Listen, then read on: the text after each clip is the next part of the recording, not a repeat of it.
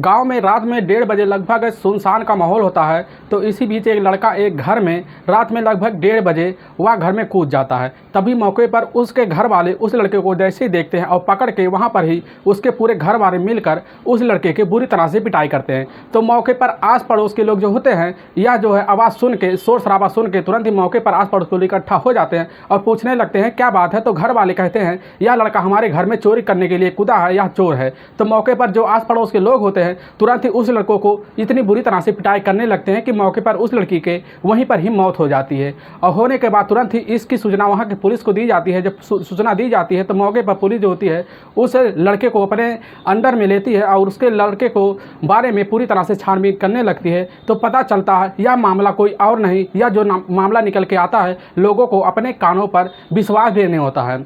और इसके बाद सुनने के बाद अच्छों की पैरों तले ज़मीन से खिसक जाती है। दोस्तों आखिर क्या हुआ इस घटना में, इस घटना की आप पूरी तरह से सच्चाई जानने के लिए इस वीडियो को आप लास्ट तक जरूर देखिएगा। नमस्कार दोस्तों, मैं प्रदीप कुमार आपको इस टेढ़ी बात चैनल पे मैं स्वागत करता हूं। दोस्तों आज की यह जो घटना है यह घटना है बिहार प्रदेश की। और बिहार प्रदेश का एक ज़िला पड़ता है भोजपुर। और उसी भोजपुर ज़िले के पास एक थाना लगता है शाहपुर। और शाहपुर थाना के करीबी क्षेत्र पड़ता है एक गांव सोहरा गांव में रहने वाले एक व्यक्ति होते हैं जिनका नाम होता है वीर बहादुर सिंह। और वीर बहादुर जो होते हैं उनका एक लड़का होता है राजू पासवान की उम्र होता है 26 साल। और राजू पासवान का जो है एक पत्नी होती है रूबी देवी की उम्र होती है 22 साल। और राजू पासवान का एक छोटा भाई होता है सचिन पासवान।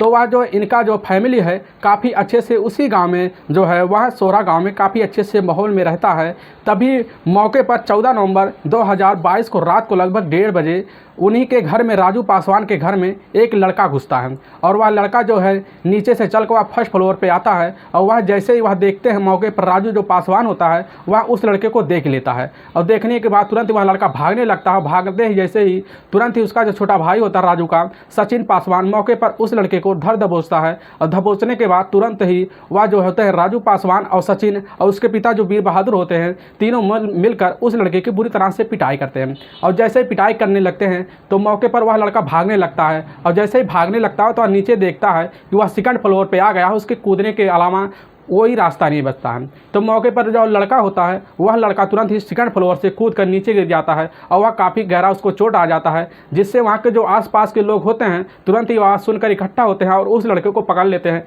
मौके पर पूछने लगते क्या बात। उसके घर वाले जो होते राजू तुरंत ही वह कह देता है कि यह लड़का हमारे घर में चोरी करने के लिए आया था। तो मौके पर वहाँ के गाँव के लोग इकट्ठा होते हैं और उस लड़के को बुरी तरह से पिटाई कर देते हैं, जिससे पिटाई करने के बाद लड़के की वहीं पर ही मौत हो जाती है।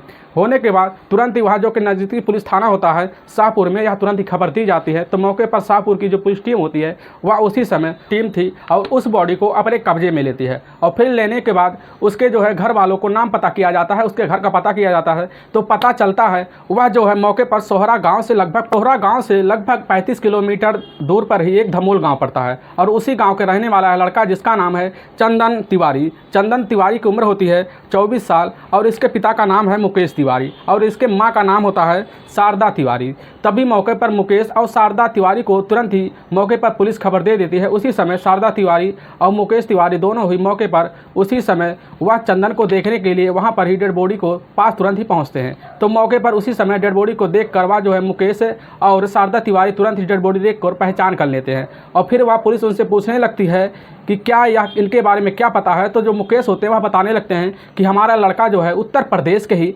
बनारस में रहकर स्टडी की पढ़ाई कर रहा होता है। और वह पढ़ाई करके 14 नवंबर को ही वह मौके पर ही शाम को ही वह उसी समय बाइक लेकर अपनी निकल चुका होता है। ना जाने कैसे वह इन जगह पर पहुंचा। हाँ, लेकिन यह है कि यहाँ की जो रूबी देवी है, पता है कि यह जो रूबी देवी है यह रूबी देवी ही हमारे गाँव की लड़की है। तो पुलिस को जो है तुरंत ही उस रूबी देवी के ऊपर शक चला जाता है। और पुलिस जब उस रूबी देवी से पूछने लगती है कि क्या तुम्हें इस लड़के के बारे में पता है, तो रूबी देवी जो होती है वह बताती है हाँ मैं इस लड़के के बारे में पता है, यह हमारे गांव का ही लड़का है। तो मौके पर लेकिन इसके बारे में रूबी देवी वह उसके बारे में आगे कुछ नहीं बताती। पुलिस जो होती है रूबी देवी के ऊपर काफ़ी गहरा शक जाहिर करने लगती है। और उसी समय रूबी देवी को उसी समय पुलिस उठा लेती है, उसको जो है जेल में ले जाती है। और जेल में ले जाने के बाद पुलिस जो है अपने जब पुलिसिया अंदाज में उस रूबी देवी से पूछताछ जारी करना शुरू कर देती है तो रूबी देवी तुरंत ही पुलिस के सामने में टूट चुकी होती है और वह सच्चाई जो है पुलिस के सामने कबूलने लगती है। तभी मौके पर रूबी देवी जो होती है वह पुलिस के सामने बताने लगती है कि हाँ, गाँव का ही यह लड़का चंदन तिवारी है। चंदन तिवारी जो है शादी से पहले हमारे इस लड़के के साथ अफेयर था, जो कि यह 2018 की बात है, जब यह लड़का जो है हमारे साथ मिला था उसी गांव के, जो कि यह अलग टोला का अलग बिरादरी का है। लेकिन हमारा इसका रिश्ता जो है हमारे माँ बाप को मंजूर नहीं होता, इसीलिए इस रिश्ते को हम अपने घर वालों से खुलासा नहीं किए थे। तो मौके पर जो चंदन होता है और यह जो होती है रूबी, दोनों की उसी गाँव में काफ़ी लोगों को यह जानकारी हो चुकी है कि रूबी और चंदन के बीच जो है काफ़ी गहरा रिश्ता बन चुका है। लेकिन उसके घर वालों को, रूबी के घर वालों को यह पता नहीं होता। तो मौके पर रूबी के घर वाले जाकर उस जो है रूबी की शादी तय कर देते हैं और मौके पर रूबी की शादी उसी समय राजू के साथ तय कर दिया जाता है।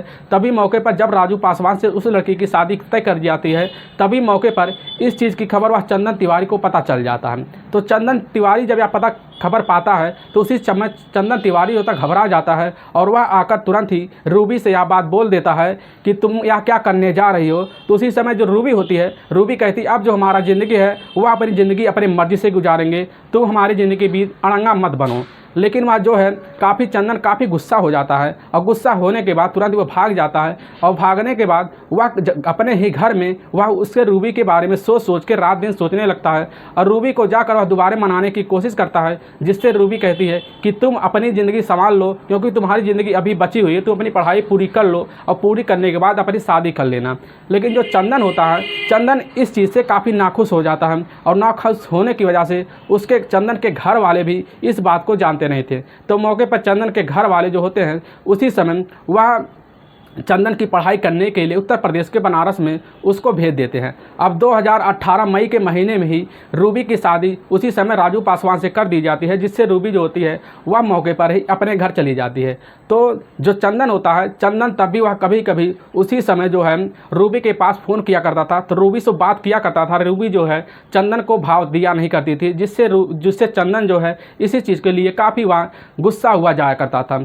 तो अब जो चंदन होता है, चंदन वह मौके पर ही लगभग 2019 का वक्त आ जाता है। तो 2019 का वक्त आने के बाद उसी समय जो है यह मौके पर अपने गांव आता है और जब गांव आता है चंदन, तो मौके पर उसको पता चलता है कि रूबी ही अपने ही मायके आई है। तो मौके पर रूबी को मिलने के लिए वह चंदन जो है उसके घर जाता है। तो मौके पर राजू पासवान भी उसी समय रूबी के साथ ही उसके घर में मौजूद होता है। तो वह चंदन जो होता है उसी समय राजू से दोस्ती बना लेता है। बनाने के बाद तुरंत ही जो होता है वह उसी समय वह उससे इतना दोस्ती बना लेता है कि दोनों काफ़ी गहरे मित्र हो गए होते हैं। और मित्र होने के बाद उसी समय वह राजू पासवान का नंबर भी चंदन ले लेता है और लेने के बाद राजू पासवान से बात किया करता था और करते करते धीरे धीरे वह बात करते करते उसको बातों में वह जो है राजू को बहला लेता है। बहलाने के बाद जो है उसका मोबाइल लेकर उसी समय वह जो है वह जाकर मौके पर ही रूबी से बात करवाने लगता है, जिससे अब इनकी बातें और बढ़ गई थी। और इसी बीच जब बातें चलने लगता है तो जो है मौके पर जो होती है रूबी तभी चंदन को भाव नहीं देती, जिससे चंदन काफ़ी गुस्सा हो जाता है। और गुस्सा होने के बाद तुरंत ही बाद जो है मौके पर बनारस में जाके अपनी पढ़ाई की चिट्ठी पूरी करने लगता है। जब पढ़ाई की चिट्ठी पूरी करने लगता है तो मौके पर जो होता है 2020 का वक्त आ जाता है। 2020 के वक्त में ही कोरोना का लहर आ जाता है। कोरोना की लहर होने की वजह से लोगों का काम ठप हो जाता है और इसी वजह से चंदन को जो है वहाँ से बनारस के छोड़कर मौके पर अपने घर आना पड़ जाता है। जब कोरोना के बाद वहाँ पर चंदन अपने घर आता है तो उसको पता चलता है कि जो है वह राजू पासवान जो है अपनी पत्नी रूबी को काफ़ी मारता पीटता है। तो इसी वजह जब पता चलता है चंदन को जो है किसी की बातों पर विश्वास नहीं होता है और इसी बात को जानने के लिए वह मौके पर ही रूबी को कांटेक्ट करने लगता है। जब रूबी से कांटेक्ट करता है तो रूबी जो होती है वह इससे सारी बात बता देती है कि हमारे बीच ऐसा होता है, लेकिन यह ज़्यादा होता नहीं है। तो मौके पर 2021 का दिन होता है और अप्रैल का महीना होता है। तो इसी महीने के रूबी के ही गाँव में शादी पड़ती है। तो उसी गाँव में जब मौके पर या जो चंदन होता है, चंदन उसी गाँव के शादी के फंक्शन में पहुँच जाता है। तो वहाँ पर जो है राजू पासवान मौके पर मौजूद होता है। राजू पासवान जो मौके पर होता है वह इतनी शराब पी लेता है कि उसको होश नहीं रहता कि वह ठीक से चल पाए। तो वह उसी समय जो राजू पासवान होता है, राजू पासवान जाके चंदन से मिल जाता है और चंदन से मिलने के बाद तुरंत ही उससे बातें करने लगता है। और बातों करते करते जो है उसी समय चंदन राजू पासवान से बोल देता है कि क्या तुम रूबी को मारते हो।